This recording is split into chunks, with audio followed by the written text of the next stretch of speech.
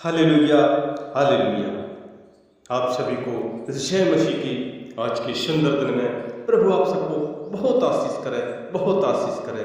आज का सुंदर वचन है, खासकर गिनती 9 के 15 में जब हम लोग देखते हैं, जब मूसा को परमेश्वर ने बताया था कि तुम्हें क्या करना है, क्योंकि परमेश्वर उनके निवास स्थान पर अग्निमय बादल होकर छाया करते थे। क्योंकि जिस दिन निवास जो साक्षी का तंबू भी कहलाता है खड़ा किया गया, उस दिन बादल उन पर छा गया और संध्या हुए निवास पर आग सा दिखाई दिया और भोर तक दिखाई देता रहा। क्योंकि परमेश्वर अपने लोगों की हर वक्त सुध रखते थे, नित्य ऐसा ही होता रहता था। जिस दिन बादल छाया रहता, रात को आग दिखाई देती थी, और जब जब बादल तंबू पर से उठ जाता था, तब इस्राएली प्रभु के भक्त प्रस्थान करते थे, और जिस स्थान पर बादल ठहर जाता वहीं इस्राएली अपने डेरे खड़े करते थे। ये परमेश्वर का अद्भुत चमत्कार था और वो परमेश्वर करते थे। यहोवा परमेश्वर की आज्ञा से इस्राएली प्रस्थान करते थे और परमेश्वर की आज्ञा से वे डेरे खड़े करते थे। और जितने दिन तक बादल निवास पर ठहरा रहता था, उतने दिन तक वो डेरे डाले रहते थे। जब बादल बहुत दिन निवास पर छाया रहता, तब भी परमेश्वर के भक्त आज्ञा मानते थे और प्रस्थान नहीं करते थे। कभी कभी वो बादल थोड़ी दिन तक निवास पर रहता, तब भी वो परमेश्वर की आज्ञा से डेरे डाले पड़े रहते थे और फिर परमेश्वर की आज्ञा से वो प्रस्थान करते थे। कभी कभी बादल केवल संध्या से भोर तक ही रहता, तब वो भोर को उठ जाता था, तब वे प्रस्थान करते थे। और यदि वह रात दिन बराबर रहता, तब भी वो बादल उठ जाता, तब भी वो प्रस्थान करते थे। वह बादल चाहे 2 दिन, चाहे 1 महीना, चाहे 1 साल, जब तक निवास पर ठहरा रहता, तब तक परमेश्वर के भक्त अपने डेरों में रहते और प्रस्थान नहीं करते थे। परंतु जब वह उठ जाता, तब वह प्रस्थान करते थे। परमेश्वर की आज्ञा से वे अपने डेरे खड़े करते और परमेश्वर की आज्ञा से वो प्रस्थान करते थे। जो आज्ञा परमेश्वर ने मूसा के द्वारा देता था, उसको वो माना करते थे। क्योंकि परमेश्वर मूसा से बातचीत करते थे और मूसा अपने लोगों को बताते थे। जैसे ये अग्निमय बादल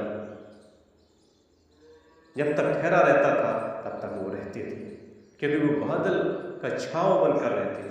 रात में अग्नि का खम्मा लाइट की तरह काम देते थे। परमेश्वर के अद्भुत चमत्कार है। क्योंकि जब हम लोग आगे भी देखते हैं, परमेश्वर के जो लोग थे, जैसे राजा सुलेमान भी था, उसने जब परमेश्वर का भवन बनवाया, मंदिर बनवाया, जो खासकर जो पहला राजा 8 अध्याय में हम लोग देखते हैं, जो परमेश्वर के भक्त दाऊद थे, दाऊद की बेटा सुलेमान ने जब भवन बनवाया, तो उन्होंने कहा कि जाओ और जो वो संदूक है वो याजक उनको उठा लिया। तो याजक और लेवी लोग ले आए और उनको संदूक में क्या दो, जो वो परमेश्वर ने मूसा को जब आज्ञा दी थी, तो उसमें 2 पत्थर की भटियाँ थी, जिसमें 10 कमांड्स दिए थे, 10 आज्ञा दी थी, वही उसमें था। तब याजक पवित्र स्थान से बाहर निकले,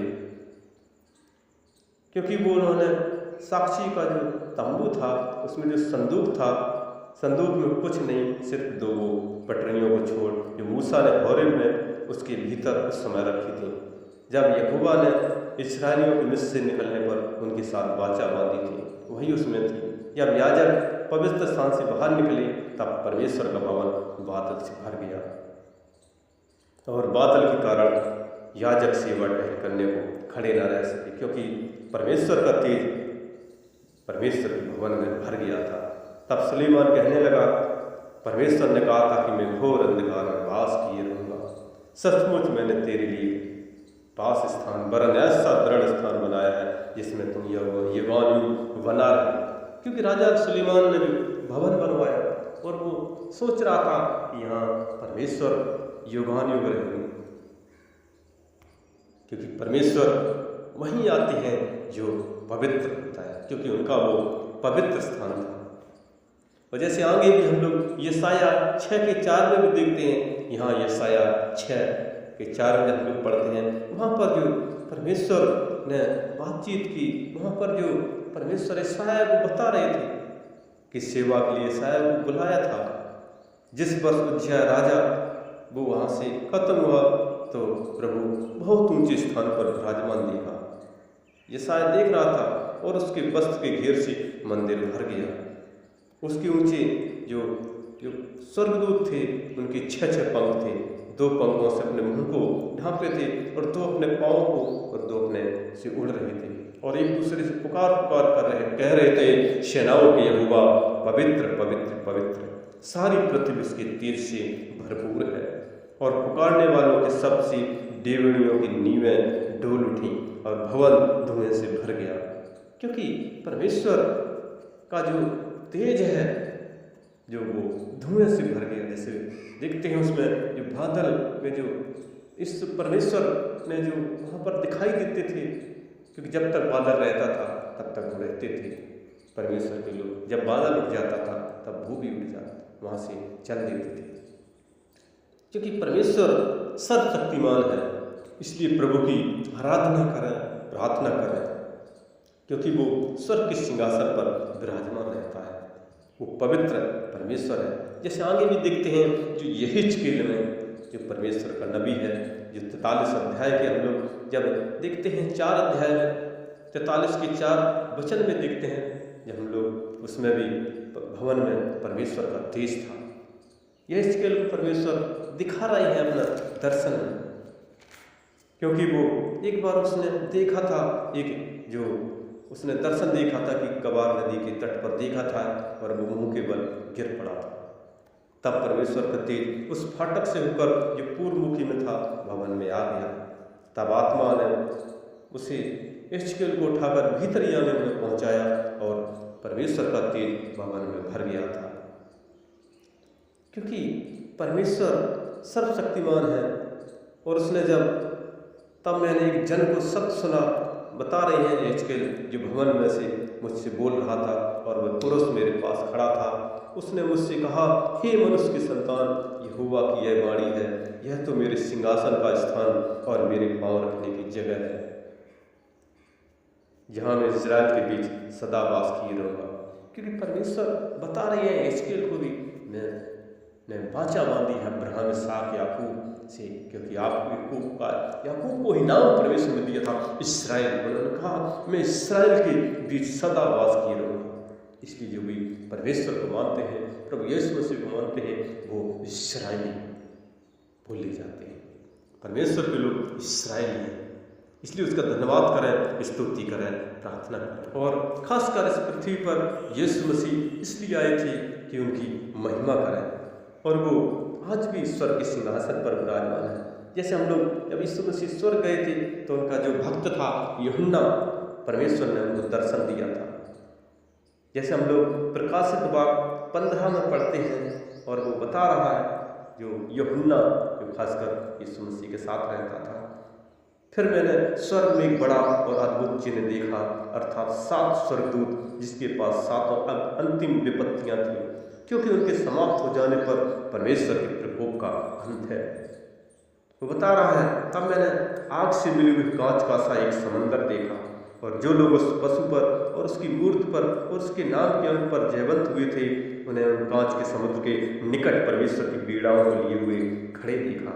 वे परमेश्वर की दास मूसा का गीत और मेमना का गीत गा कर कहते थे, हे सर्वशक्तिमान प्रभु परमेश्वर, तेरी कार महान और अद्भुत है।